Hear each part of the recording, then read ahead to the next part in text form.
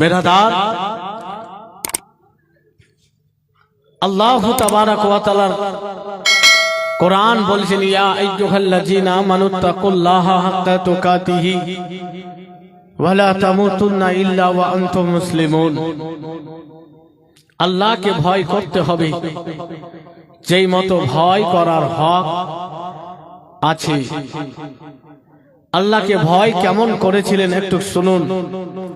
হযরত উমর ফারুক রাদিয়াল্লাহু তাআলা আনহুর সময়ে একটি ঘটনা, ওনারা কোরআনের আইনকে কিভাবে মেনে নিয়েছেন, কোরআন মতো চলতেন, কোরআন মতো বিচার করতেন, কোরআনের বিধানকে মেনে নিতেন। হযরত উমর ফারুক রাদিয়াল্লাহু তাআলা আনহু ইসলাম জাহানের খলিফা ছিলেন, বাদশা ছিলেন। ওনার সময়ের একটি ঘটনা, হযরত উমর ফারুক মসজিদে নববীতে আছেন। এমনই সময় দুইটি ছেলে একজন লোককে ধরে নিয়ে হযরত উমর ফারুকের কাছে নিয়ে উপস্থিত হলেন। বলেন, ইয়া আমিরুল মুমিনিন খলিফাতুল মুসলিমিন হুজুর, এই লোকটি আমাদের আব্বাকে মেরে ফেলে দিয়েছি, আমরা এই লোকটির বিচার করে চাইছি। কথা বুঝছেন বেরাদার? হযরত উমর ফারুককে বলছেন, হুজুর আপনি বিচার করে দেন, এই লোকটি আমাদের আব্বাকে মেরে দিয়েছে। সেই সময় হযরত উমর ফারুক বলছেন, তোমার বিরুদ্ধে এই দুই ভাই, দুইটি ছেলে যে বলছে, তুমি কি তাদের আব্বাকে মেরে দিয়েছো? বলে, হুজুর আমার বাড়ি মদিনাতে না, আমি উটকে কিছু চড়াবার জন্য, ঘাস খাওয়াবার জন্য এই গাছের তলে বসে আমি ছিলাম, উটকে ছেড়েছি, উট আমার চড়তে শুরু করেছে, আমি গাছের তলে বসে আমাকে আরাম এসেছে, আমি ঘুমিয়ে পড়েছি। হঠাৎ করে আমার যখন ঘুম ভাঙছে, আমি আমার উট দেখতে পাইনি, না পাওয়ার কারণে ডানে বামে সামনে পিছনে তাকিয়ে এদিকে ওদিকে দেখেছি, আমার উট দেখতে পাই না। অনেকক্ষণ ছুটাছুটি করার পরে দেখলাম যে আমার উট মরে পড়ে আছে, আমার উট মরে পড়ে আছে।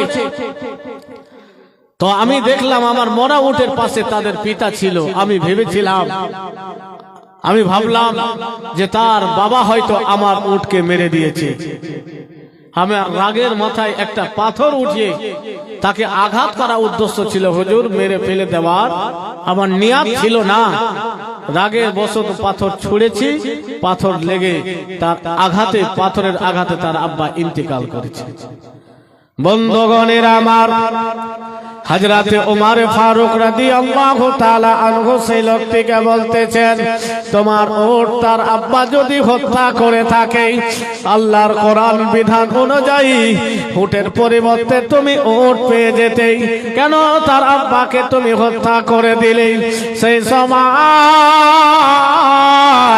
সেই লোকটি বলতেছেন, হুজুর আমি তার আব্বাকে মেরে ফেলার উদ্দেশ্যে পাথর ছুঁড়িনি, আমার অনিচ্ছাকৃত ভাবে তাদের আব্বা পাথরের আঘাতে মারা গিয়েছে। হুজুর হযরত উমর ফারুক রাদিয়াল্লাহু তাআলা আনহু বললেন, তামাস ভাই, তুমি যদি পাথর না মারতে, তুমি বিচার নিয়ে আমার দরবারে আসতে, বিচার চাইতে, উটের পরিবর্তে উট তোমাকে দিয়ে দেওয়া হতো, কেন বা তাদের আব্বাকে তুমি মারতে গেলে? হযরত উমর ফারুক রাদিয়াল্লাহু তাআলা আনহু কোন সময় বিচারে কোন রকমের পক্ষপাতিত করতেন না। ভাইয়ের হলো ভাইয়ের বিচার নাই করত, যদি নিজের ছেলেও যদি হতো, ছেলের পক্ষ হযরত উমর ফারুক কখনো নিতেন না। বন্ধুগণের আমার, হযরত উমর ফারুক রাদিয়াল্লাহু তাআলা আনহু কোরআন হিসাবে বিচার ফয়সালা শুনিয়ে দিলেন, কোরআনের আইন হিসাবে বিচারের ফয়সালা করে দিলেন। জাল্লাদকে বলে দিলেন, ও জাল্লাদ নিয়ে যাও, হত্যার পরিবর্তে হত্যা করে দাও। জাল্লাদ আল্লাহর কোরআন বলছে আল কাতলু বিল কাতল, হত্যার পরিবর্তে হত্যা করতে হবে। হযরতে ওমর ফারুক রাদিয়াল্লাহু তাআলা আনহুর জীবন যাপন ছিলেন। হযরতে ওমর ফারুকের বিচার কোরআন মতো হতো। হযরতে ওমর ফারুক কোরআনের বিধান জারি করে দিলেন, জাল্লাদ নিয়ে যাও, হত্যার পরিবর্তে হত্যা করে দাও। সেই সময় সেই আসামি লোকটি বলতেছেন, হুজুর আমার বাড়ি মদিনাতে না, আমার বাড়ি এখান থেকে অনেক দূরে হুজুর, আমার কাছে অনেক মানুষ টাকা পয়সা জমা রেখেছে হুজুর, আমি যদি এই মদিনার মুখে নিজের জীবনকে হত্যা করে দিই হুজুর, আমার জীবন যদি চলে যায় তাহলে আমার টাকা পয়সা যেগুলো আছে সবাই আমার কাছে পেতে থাকবে হুজুর, আমার কাছে মানুষের আমানত রয়েছে, সেইগুলো আমার দায়িত্বে রয়েছে হুজুর, কেউ জানে না, আমাকে সেইগুলোকে ফেরাতে হবে। বন্ধুগণ, হযরতে ওমর ফারুক রাদিয়াল্লাহু তাআলা আনহুর কাছে সময় চাইতেছেন, হুজুর আমাকে সময় দেওয়া হোক, আমি সময় দেন, আমি সময় মতো এসে উপস্থিত হয়ে যাব। হযরতে ওমর ফারুক বললেন, ভাই তোমাকে চিনি না জানি না ভাই, তুমি তোমার অন্যায় স্বীকার করেছো, কোরআনের হিসাব অনুযায়ী বিধান অনুযায়ী তোমাকে হত্যা হয়ে যেতে হবে, আমার পক্ষ থেকে তোমাকে কোনো রকমের সময় আমি দেব না, কারণ তোমাকে আমি চিনি না, তোমাকে আমি জানি না, তোমার বাড়ি কোথায় এটাও পর্যন্ত জানি না, সময় হবে না। দেখো মসজিদে নববীতে অনেক মুসাল্লি রয়েছে, নবীর সাহাবারা রয়েছে, মদিনার মানুষরা রয়েছে, যদি কেউ তোমাকে চিনে আর জামিনদার হয়ে যদি তোমাকে কেউ সময় দেয় তাহলে তোমাকে সময় দেওয়া হবে। সেই লোকটি চিন্তায় পড়ে গেলেন, মদিনাতে তো আমাকে কেউ চিনে না, আমি কাউকে চিনি না, এখানে যদি আমার জীবন চলে যেতে হবে যাইবে, যেহেতু হযরত ওমর ফারুক ফয়সালা দিয়ে দিয়েছেন আমার জীবন শেষ হয়ে যাবে, আমার টাকা পয়সা এগুলোর হিসাব কে দিবে? বন্ধুগণের আমার, সেই লোকটি তখন হযরতে ওমর ফারুকের কাছে সময় চাইলেন। হযরতে ওমর ফারুক বললেন, ভাই দেখো মসজিদে নববীতে মদিনার মানুষেরা রয়েছে, কেউ যদি তোমাকে চিনে তোমার পক্ষ থেকে জামিনদার হয়ে যায় আমি তোমাকে সময় দিয়ে দেব, সে সময় সেই লোকটি যেন মসজিদে নববীর মানুষদের মুখে মুখে তাকাচ্ছেন, সবার চেহারার দিকে লক্ষ্য করতেছেন, দীর্ঘক্ষণ ধরে সবার মুখে মুখে দেখলেন, বেরাদার কাউকে চিনতে পারলেন না, কেউ তার বন্ধু হলো না, কেউ আত্মীয় হলো না, অবশেষে অনেকক্ষণ পর মাথা নত করে দাঁড়িয়ে গিয়েছেন, ইয়া আমিরুল মুমিনিন হুজুর আমার আর বাড়ি ফেরা হলো না, আমার আর বাড়ি যাওয়া হলো না, আমার আর মানুষের টাকা ফেরত দেওয়া হলো না হুজুর, আমাকে এখানে কেউ চিনে না, আমার পক্ষ থেকে কেউ জামিনদার হবে না। বন্ধুগণের আমার, হযরতে ওমর ফারুক রাদিয়াল্লাহু তাআলা আনহু জাল্লাদকে আবার বললেন, জাল্লাদ নিয়ে যাও, ও জাল্লাদ নিয়ে যাও, তাকে হত্যা করে দাও, জাল্লাদ নিয়ে যাও। ভাইজান বন্ধুগণের আমার, জাল্লাদ যেন আগে বাড়তেছেন, এমনই সময় হযরতে আবু জার গফফারি রাদিয়াল্লাহু তাআলা আনহু যেন বললেন, ও জাল্লাদ থেমে যাও, থেমে যাও, দাঁড়িয়ে যাও রে জাল্লাদ, দাঁড়িয়ে যাও, আমার পক্ষ থেকে আমি তার জামিনদার হচ্ছি, আমি তার পক্ষ থেকে জামিনদার হচ্ছি, যাও ভাই তুমি বাড়িতে যাও, তোমার গ্রামে চলে যাও, টাকা পয়সা আমানত তুমি মিট করে চলে আসিও। হযরতে আবু জার বলছেন, জাল্লাদ আমি তার পক্ষ থেকে জামিনদার হয়ে গেলাম, আমি আবু জার। মদিনার মানুষেরা বলতেছেন, আবু জার তুমি কি তাকে চিনো? সে কি তোমাকে চিনতে পারতেছে? বলে ভাই না না আমি তাকে চিনি না, সে আমাকে চিনি না। বলে আবু জার আবুজার তুমি তার জন্য কেন জামিনদার হচ্ছ? সে যদি ফিরে না আসে তোমাকে জীবন দিয়ে দিতে হবে। হযরত ওমর ফারুক রাদিয়াল্লাহু তাআলা আনহু বলতেছেন, আবুজার সত্যি কি তুমি জামিনদার হচ্ছ? আবুজার বলে, হ্যাঁ ইয়া আমিরুল মুমিনিন, আমি আমার পক্ষ থেকে তাকে জামিনদার হচ্ছি, আমি তাকে সময় দিচ্ছি, আমি তৈরি রয়েছি। হযরত ওমর ফারুক বলতে, আবুজার ভালো করে চিন্তা ভাবনা করে নাও, সে যদি বাড়ি থেকে না ফিরে আসে তাহলে তোমার জীবন চলে যাবে। তার বদল, তার পরিবর্তে তোমাকে জীবন দিয়ে দিতে হবে। বন্ধুগণের আমার, হযরত আবুজার বলে, আমিরুল মুমিনিন খলিফাতুল মুসলিমিন, আমি সব কিছু জানি গো না হুজুর, আমি সব কিছু জানি। হযরত ওমর ফারুক বললেন, ভাই তোমার পক্ষ থেকে যখন আবুজার গফফারি জামিনদার হয়েছে, তাও তুমি জুমার দিন পর্যন্ত তোমাকে সময় দেওয়া হলো, তোমাকে জুমার দিন পর্যন্ত সময় দেওয়া হলো, জুমার পরে তোমাকে হত্যা করে দেওয়া হবে। আর জুমার দিন পর্যন্ত যদি তুমি বাড়ি থেকে ফিরে না আসো, তোমার পরিবর্তে আবুজারকে হত্যা করা হবে। সময় পেলেন জুমার দিন পর্যন্ত। হযরতে আবুজার জামিনদার হলেন। সেই লোকটি ছুটলেন বাড়ির দিকে, বাড়িতে গিয়ে লোকজনের যা টাকা ছিল সব শোধ করে সবকে হিসাব মিটিয়ে দিয়েছে। এবার আব্বা আম্মার সামনে এসে উপস্থিত হয়েছে। বলে, আব্বা গো, আম্মা গো, মদিনার বুকে আমার দ্বারা একটি মানুষ হত্যা হয়ে গেছে। মদিনাতে ওমর ফারুক আমার জন্য মওতের সাজা ঘোষণা করে দিয়েছে। আমাকে আমার ভাই আবুজার গফফারি সময় দিয়ে পাঠিয়েছে, জুমার দিন পর্যন্ত সময় দিয়েছে। আব্বা, আমাকে মদিনায় যে জুমার পরে আমার জীবন চলে যাবে। আব্বা আম্মার সামনে বলছেন, চোখে পানি, বাপের চোখে পানি, মায়ের চোখে পানি। হযরতে আবুজার গফফারি রাদিয়াল্লাহু তাআলা আনহু জামিনদারিতে সে বাড়ি যেতে পেরেছে।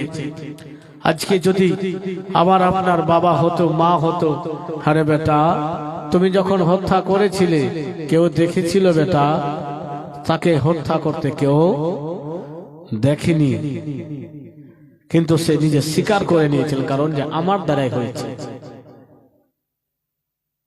হযরতে আবুজার যে তার পক্ষ থেকে জামিনদার হয়েছে, বলল, বেটা তুমি যে তোমার পক্ষ থেকে সময় নিয়ে সে তোমাকে চিনে রে বেটা? বলে, মা না, চিনে না, বাড়ি চিনে না, কেউ গ্রাম চিনে না। আমার আপনার মা হলে, বলে, বেটা তুমি ঘরে ঢুকে যাও, লুকিয়ে যাও, কোথাও ভেগে যাও, তোমাকে যেতে হবে না জীবন দিতে, ঠিক কিনা? বন্ধুগণের আমার, ভাইজান বন্ধুগণের আমার, তারা কোরআনের আইনকে মানতেন, কোরআনের বিধানকে মানতেন। গ্রামের মৌলানা সাহেবকে ছুপিয়ে নিতে পারবেন, মানুষকে লুকিয়ে নিতে পারবেন, কিন্তু মহান রব্বুল আলামিনকে কেউ ছুপাতে পারবে না। আমরা যতই চেষ্টা করি মানুষকে ধোঁকা দিতে পারবো, কিন্তু আল্লাহকে কেউ যদি ধোঁকা দিতে চায়, সেই নিজে ধোঁকা খেয়ে যাবে। ভাই বেরাদার, হযরতে আবুজার গফফারি রাদিয়াল্লাহু তাআলা আনহুর জামিনদারিতে সেই সন্তানটি বাড়িতে এসেছে।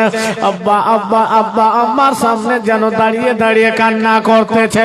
বলে, আব্বা জান, ও আম্মা জান, আগামী জুমা পর্যন্ত আমার জীবনের সময় রয়েছে, জুম্মার পরে আবার গর্দনখানা, মাথাখানাকে উড়িয়ে দেওয়া হবে, আমার জীবন চলে যাবে। মা, আমাকে মদিনাতে আমার জন্য আবুজার গফফারি জামিনদার রয়েছে।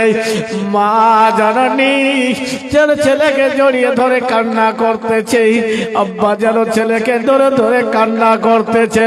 ওরে আমার লাল বেটা, কি হয়ে গিয়েছে রে বেটা? জুমার দিন পর্যন্ত সবাই, সেই সময় সেই সন্তানটি বলছেন, আব্বা গো, আমি আব্বা জান দেরি করব না, মা গো আর দেরি করব না, কারণ আমাকে যেতে সময় লাগবে। যদি সময় মতো পৌঁছাতে না পারি তাহলে ক্ষমাখা আবু জারকে হত্যা করে দেওয়া হবে। স্ত্রীর কাছে এসে দাঁড়িয়েছি, বলে অর্ধাঙ্গিনী, বেশি দিন তোমার সঙ্গে জীবন যাপন হয়নি, জটা দিন চলাফেরা করেছি, যদি কোনো রকমের ভুল থাকে ক্ষমা করে দিও। বলে স্বামী কি হয়েছে? বলে মদিনাতে জুমার দিন পর্যন্ত আমার সময় আছে, জুমার পরে হযরত ওমর ফারুকের সাজা ঘোষণা আছে, আবার গর্দনখানা উড়িয়ে দেওয়া হবে।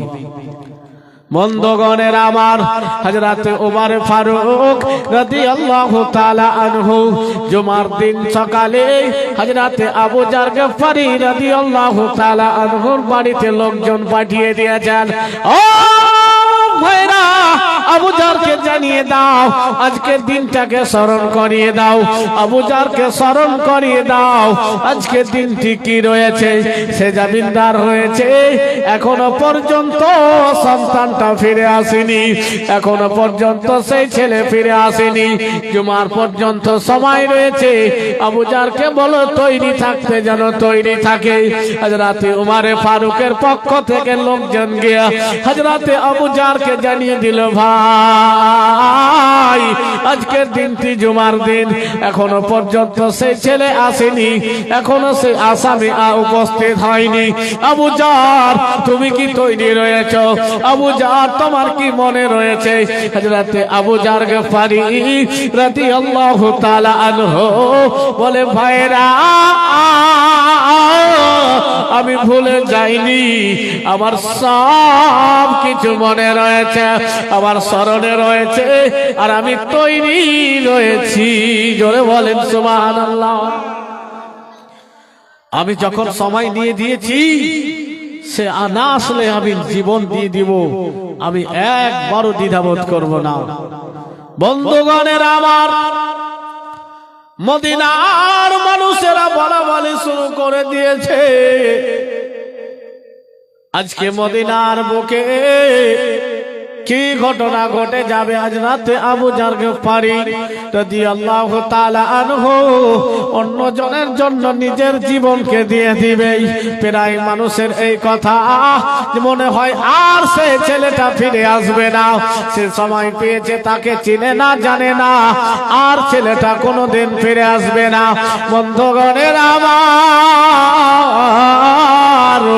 মদিনাতে মসজিদে নববীতে জুমা পড়ার জন্য নবীর সাহাবারা উপস্থিত হতে শুরু করেছেন, মসজিদ আর মদিনার লোকজনেরা আসতে শুরু করেছেন, এক অপরে বলাবলি করতেছে আজকে মদিনার বুকে কি হয়ে যাবে। আজ রাতে আবু জার গফফারি অন্যের জন্য নিজের জীবন দিয়ে দিবে, কোন কন্যাই ছাড়া নিজের জীবন দিয়ে দেবে। কেন আবু জার গফফারি জামিনদার হতে গেল? ও বেরাদার, এক অপরে সবাই এই কথা বলাবলি করতেছেন। হযরত আবু জার গফফারি রাদিয়াল্লাহু তাআলা আনহুর বন্ধুরা, হযরত আবু জার গফফারির প্রিয়জনেরা যেন কান্না করতেছে, হায় রে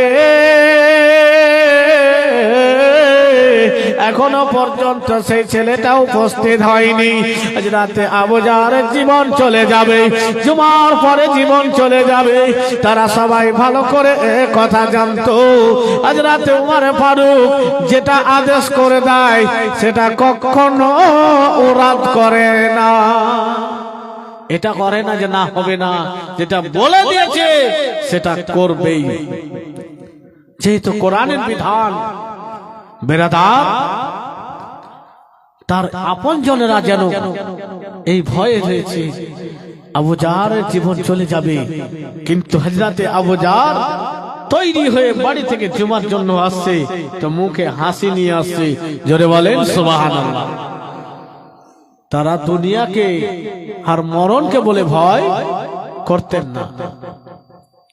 বন্ধুগণের আমার, মসজিদে নববীতে মানুষ পরিপূর্ণ হয়ে গিয়েছে, জুমার সময় হয়েছে। হযরতে ওমর ফারুক রাদিয়াল্লাহু তাআলা আনহুর ইমামতিতে নামাজ আদায় করলেন। হযরতে ওমর ফারুক রাদিয়াল্লাহু তাআলা আনহু যেন নামাজ শেষ করার পরে মসজিদে নববীর বাইরে এসে একের পর এক সাহাবারা দাঁড়িয়ে গিয়েছেন।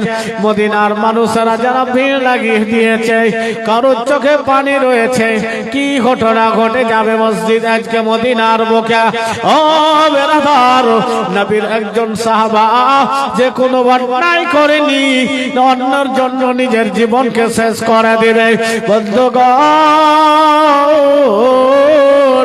হযরতে আবু জার গফফারী রাদিয়াল্লাহু তাআলা আনহুকে ডাকলেন, আবু জার তুমি তৈরি?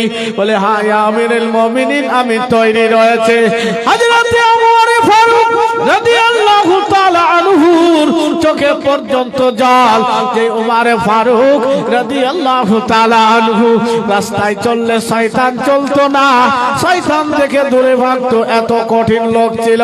কিন্তু ওমর ফারুক রাদিয়াল্লাহু তাআলা আনহুর চোখে পর্যন্ত জল। হযরতে ওমর ফারুক জানছিলেন আবু জার কোনো অন্যায় করেনি, কিন্তু কোরআনের বিধান আমাকে পালন করতে হবে। তার ছেলেরা বিচার চেয়েছে, বিচার দিতে হবে। বেরাদার,